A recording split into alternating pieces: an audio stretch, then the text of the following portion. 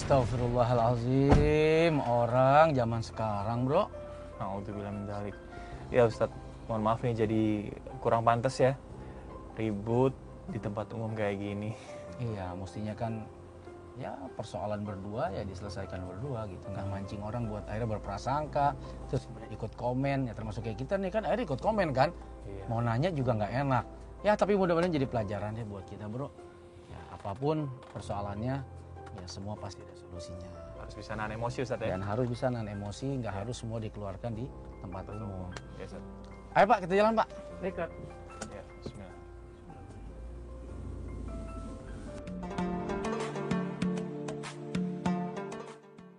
Ya Ustadz, dalam rumah tangga kan pasti ada masalah, ya kan? Pasti ada kekhilafan. Itu sebenarnya cara terbaik untuk menyelesaikannya menurut agama bagaimana Ustadz? Al-insan mahalul khota' wa nisyan. Kita kalau nyari sampah, bro, di tempat sampah pasti ketemu.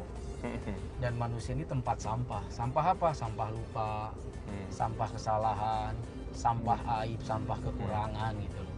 Tapi walaupun kita manusia yang tidak sempurna dengan segala kekurangan dan kesalahan, di sisi lain Allah tuh pasti ngasih kita kelebihan. Karena manusia ini makhluk yang unik gitu. Coba aja bayangin, orang punya tangan belum tentu bisa ngelukis. Tapi ada orang nggak punya tangan, dia bisa ngelukis pakai kaki. Nah intinya kita harus banyak bersyukur dengan segala kekurangan ya yang dimiliki pasangan kita. Di sisi lain pasti akan Allah lebihkan. Dan kita harus banyak bersabar dengan segala kelebihan. Ini malah gue balik nih. Kan biasanya orang bersyukur dengan kelebihan, dia bersabar dengan kekurangan. Tapi gue balik.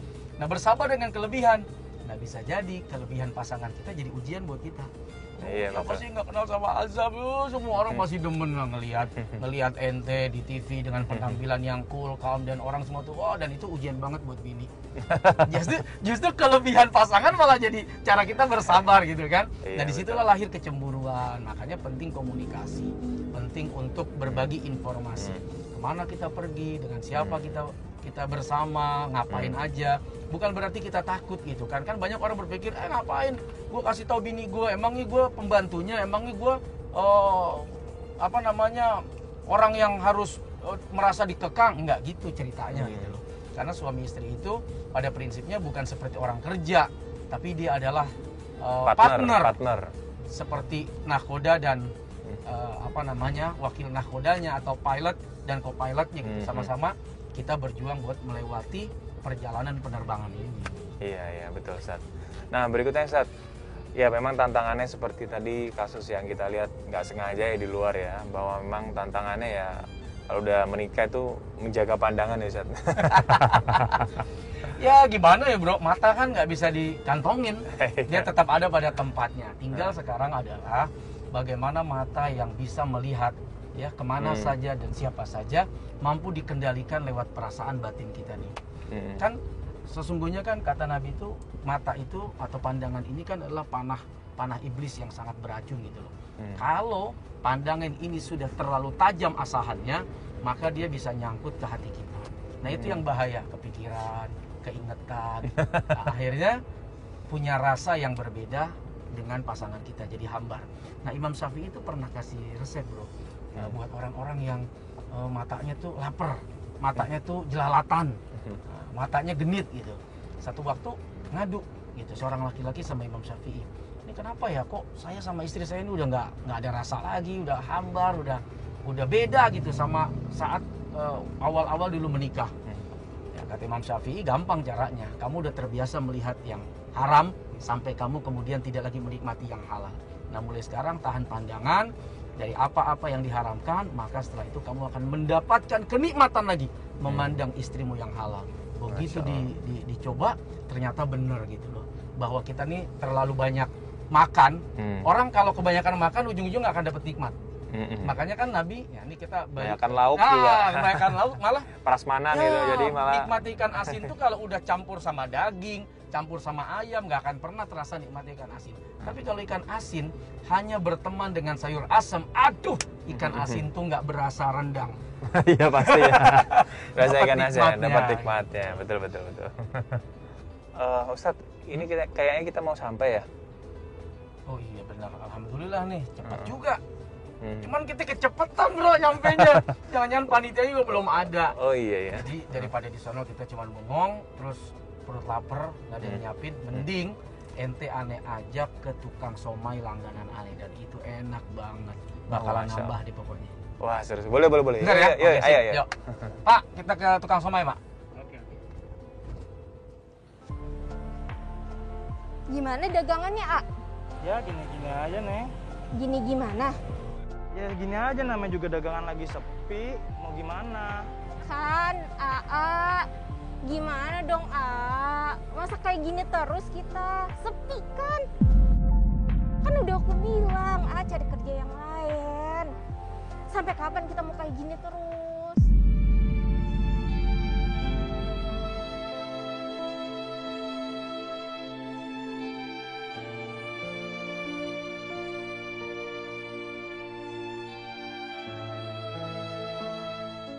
Ya gimana Neng rezekinya di sini? Coba A lihat deh, tetangga kita tuh si Jubaidah tuh, itu lakinya kalau kerja tuh pakai mobil, pakai jas.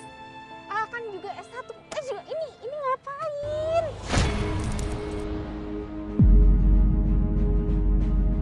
Ya kan udah bilang kita nggak usah ngebanding-bandingin sama orang lain. Rezeki kita ada kok. Nggak bisa kayak gitu, A. Ini mau sampai kapan kayak gini? Beras juga udah habis.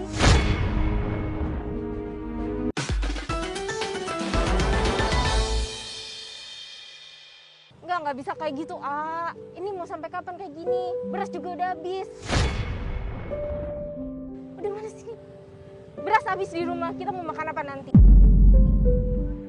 Aduh, ya udah Neng nih, cuman ada uang segini. Neng ambil aja. Kurang, A. Ya mau gimana, cuman ada segitu Neng. Ya udahlah. Udah aku pergi dulu.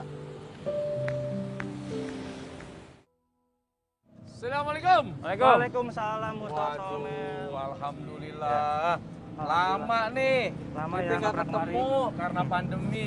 Ini somai enak banget bro. Wah, Masya Allah. 2 bungkus. 2 bungkus ada ya? Iya dong. Siap, meluncur. Sering ya Ustadz ya nongkrong di sini ya? Enak sih suasananya, cuman karena pas pandemi kan kita makan nggak boleh di tempat. Mhm. Jadi kita bungkus, kita makan nanti di jalan atau kita makan di lokasi acara. Oke. Bang, ngomong-ngomong keluarga gimana, sehat? Ya begitu Tat, habis berantem sama istri tadi. Ya. Berantem. Ya begitu dah. Udah bagus ente usaha lancar pakai berantem. Apaan sih persoalannya berantem mulu? Iya, jadi istri minta uang buat beli beras Tat, tapi aneh nggak punya uang. Ya kasih aja somai bini ente. Ya bosan Tat makan somai mulu. Terus Terus? ente juga jangan terlalu pelit jadi laki. Kalau emang ada duit makasih, beras kan makanan pokok. Iya Tat, mau dikasih juga, cuman gimana, istri juga nuntut terus. Aneh untuk kerjanya lebih baik dari tukang somai gitu, untuk jadi kerja kantoran lah, seenggaknya kayak gitu Tat. Yang namanya hidup ya kadang-kadang memang ujiannya begitu dah. Dari bini, dari anak, tapi ente mesti sabar ya. Ya alhamdulillah sih aneh sabar terus Tat. Biar ngadepin. kuat Iya benar. dan insya Allah selalu ada jalan. Iya. Aneh doain mudah-mudahan lancar nih. Amin. Amin. Tat, makasih doanya. Aduh. Sabar-sabar Bang ya. Waduh, Alhamdulillah, udah ya. jadi Ini nih. udah jadi Tat ya. Ya. Aduh. Alhamdulillah. Semoga suka ya Tat ya. Oh iya dong, kan ente langganan sama aneh. Alhamdulillah. Makasih Makasih ya. ya. Mari. Assalamualaikum. Assalamualaikum. Waalaikumsalam warahmatullah.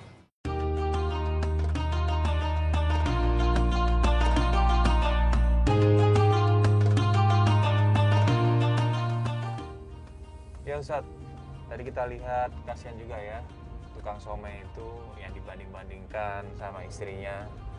Sebenarnya saya pengen tahu nih Ustadz, kalau dalam Islam itu seperti apa Ustadz hukumnya jika kita sering membanding-bandingkan pasangan kita dengan orang lain? Iya, pertama kita tuh suka nggak sadar ya bahwa kita juga manusia yang punya banyak kekurangan.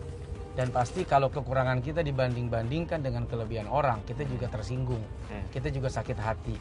Dan kadang-kadang kekurangan yang kita miliki itu bukan maunya kita gitu loh. Itu udah menjadi bagian dari takdir yang bisa jadi kita nggak bisa berbuat apa-apa gitu kan. Tapi ada kekurangan yang bisa kita perbaiki.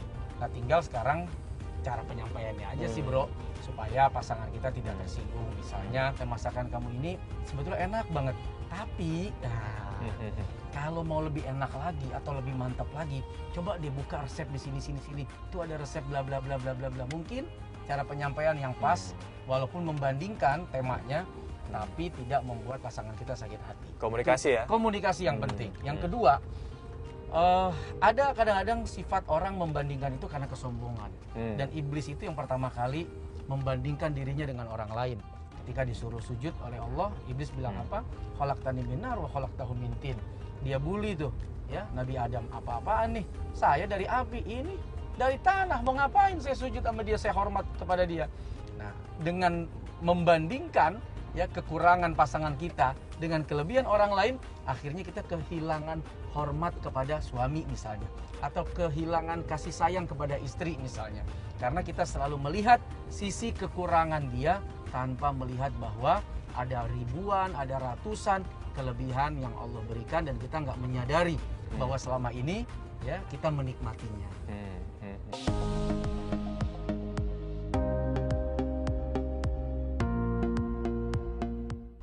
Alhamdulillah bro, banyak hal yang kita bisa ambil nih di perjalanan. Dari yang mulai ngomongin kehidupan rumah tangga, sampai kita ngeliatin pelajaran yang kita bisa ambil. Ya intinya sih setiap orang pasti kepingin rumah tangganya bahagia. Ya, tapi betul. perlu diingat gitu, namanya juga rumah tangga. Rumah yang naiknya tuh pakai tangga gitu loh. Bukan lift ya? Bukan lift, bukan rumah lift atau rumah eskalator, yang naiknya itu pakai tangga. Tangga perjuangan, tangga kesabaran, tangga ujian, cobaan gitu. Ada banyak orang yang terjatuh dari tangga itu, ada banyak orang yang tidak kuat melewati perjalanan tangga itu menuju rumah kebahagiaan. Tapi intinya syukur, sabar itu bagian dari resep kita menikmati kehidupan rumah tangga yang Allah sajikan. Ada banyak orang yang hari ini bro, di tengah pandemi mereka kehilangan istri, kehilangan suami, bahkan anak-anak akhirnya juga harus menjadi korban. Mudah-mudahan kita mampu saling menguatkan, kita mampu saling bergandengan tangan.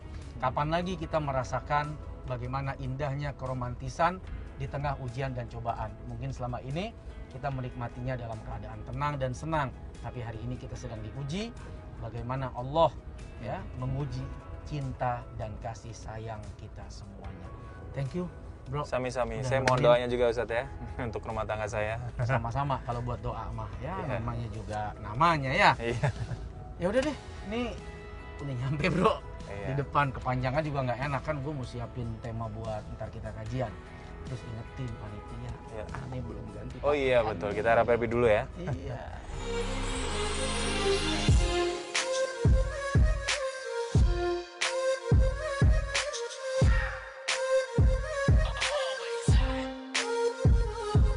Alhamdulillah nih bro, Alhamdulillah. udah nyampe.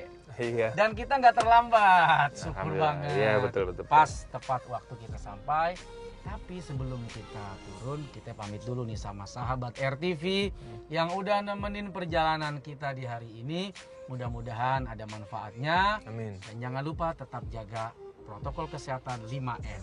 Memakai masker, mencuci tangan, menjaga jarak, mengurangi mobilisasi, dan menghindari kerumunan. Mudah-mudahan bagian ikhtiar yang kita jalani menjadi kebahagiaan, kesehatan, dan kenikmatan buat kita dan keluarga. Sahabat RTV, jangan lupa RTV akan migrasi ke TV digital. Dan saatnya kita pamit undur diri. Saya Ustadz Solmed. Saya Holiday. Jangan lupa saksikan Ustadz on the Road hanya di RTV Makin Cakep. Wassalamualaikum warahmatullahi wabarakatuh.